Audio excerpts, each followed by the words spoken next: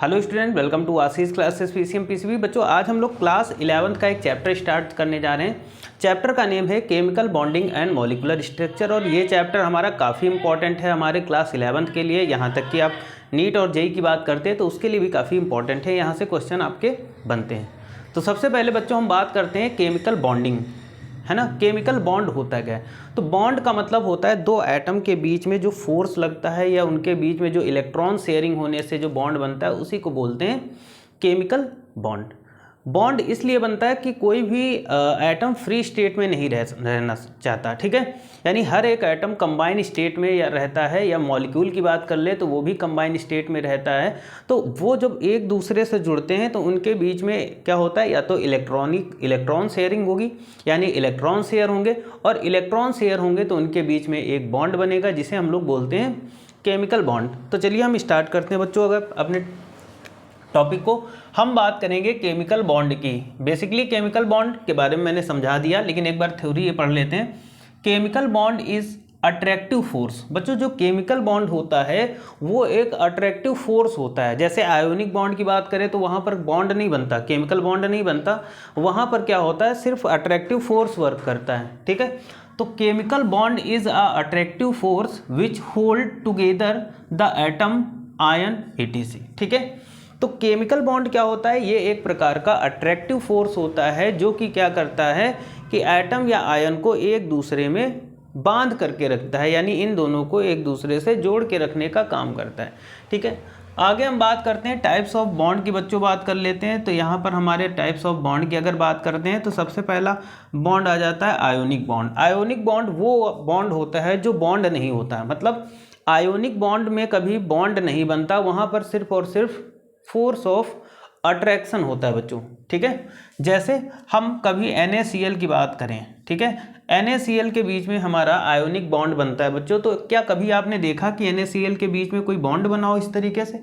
नहीं बनता, क्योंकि इनके बीच में कभी बॉन्ड बनता ही नहीं, सिर्फ और सिर्फ इनके बीच में फोर्स ऑफ अट्रैक्शन लगता है। इनके बीच में क्या लगेगा, यहाँ पर फोर्स ऑफ अट्रैक्शन वर्क करता है,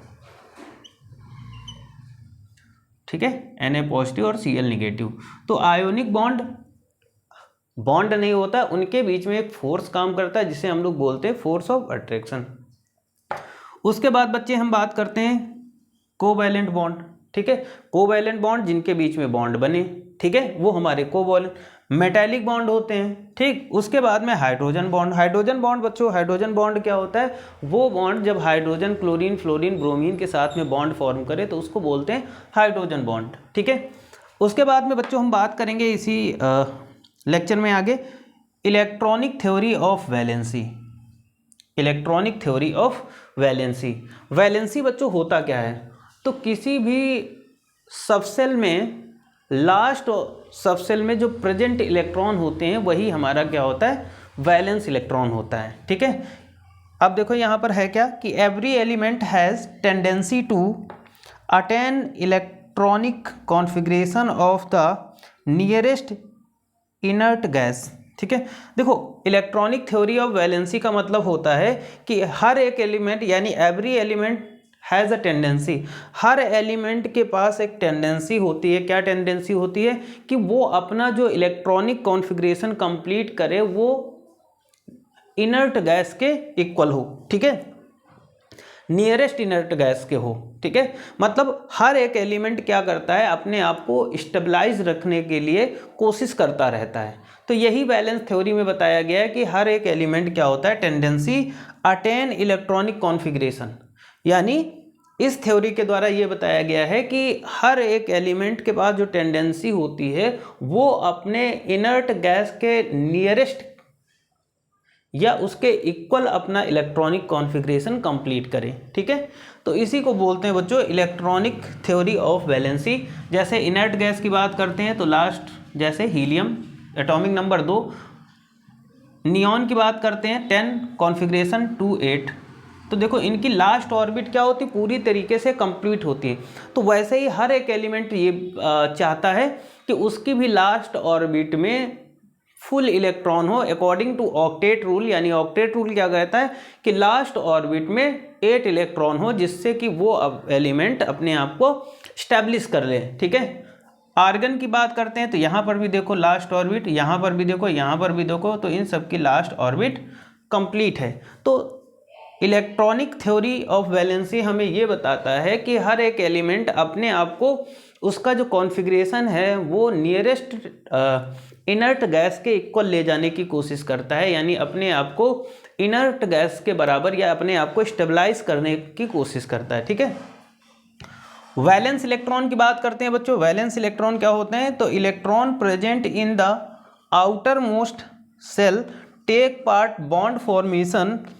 the electrons present in outer most shell are called valence electrons. ठीक है, वैलेंस इलेक्ट्रॉन वो इलेक्ट्रॉन्स होते हैं जो आउटर मोस्ट सेल में प्रेजेंट होते हैं, और यही इलेक्ट्रॉन क्या करते हैं कि बॉन्ड फॉर्मेशन में हेल्प करते हैं। मतलब यही इलेक्ट्रॉन, यहीं से इलेक्ट्रॉन शेयर होते हैं, और शेयर होने के बाद में ये बॉन्ड फॉर्मेशन करते हैं, यानी बॉन्ड बनाने का काम करते हैं। ठीक है, और इन्हीं इलेक्ट्रॉन्स को हम लोग बोलते हैं वैलेंस इलेक्ट्रॉन, यानी लास्ट सेल में जो इलेक्ट्रॉन प्रेजेंट होते हैं बच्चों, वही हमारे वैलेंस इलेक्ट्रॉन होते हैं। ठीक है, आगे हम बात करेंगे ऑक्टेट रूल की। बच्चों बात करते हैं तो ऑक्टेट रूल काफ़ी इंपॉर्टेंट है, और ऑक्टेट रूल हमें बताता क्या है?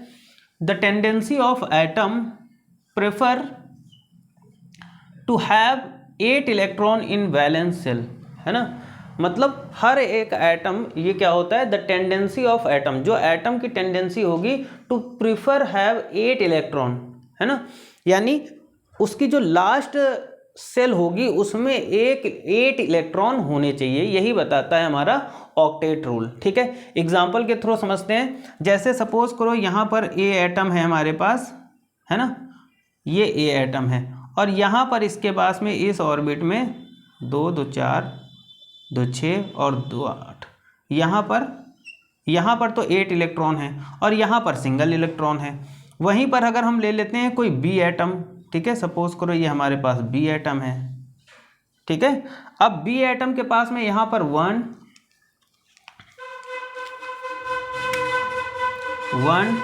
2 3 4 5 6 7, यहाँ पर अंदर 8 इलेक्ट्रॉन है, लास्ट ऑर्बिट में सिंगल इलेक्ट्रॉन है, जबकि बी एटम के पास में इनकी लास्ट ऑर्बिट में कितने इलेक्ट्रॉन है? 7 इलेक्ट्रॉन।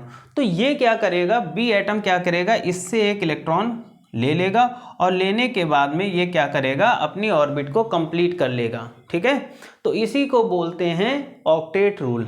ऑक्टेट रूल का मतलब क्या होता है कि हर एक इलेक्ट्रॉन या हर एक एलिमेंट अपनी लास्ट सेल में 8 इलेक्ट्रॉन कंप्लीट होगा, तभी उसे हम ऑक्टेट रूल बोलेंगे। ठीक है, यानी लास्ट ऑर्बिट उसकी कंप्लीट होनी चाहिए, या लास्ट सब सेल में 8 इलेक्ट्रॉन होंगे, तो वो हमारा क्या होगा बच्चों, उसको बोलेंगे ऑक्टेट रूल।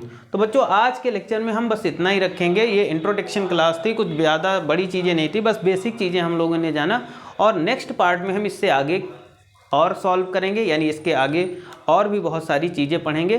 तो मिलते हैं नेक्स्ट लेक्चर में। आज के लिए इतना ही। Thank you for this class.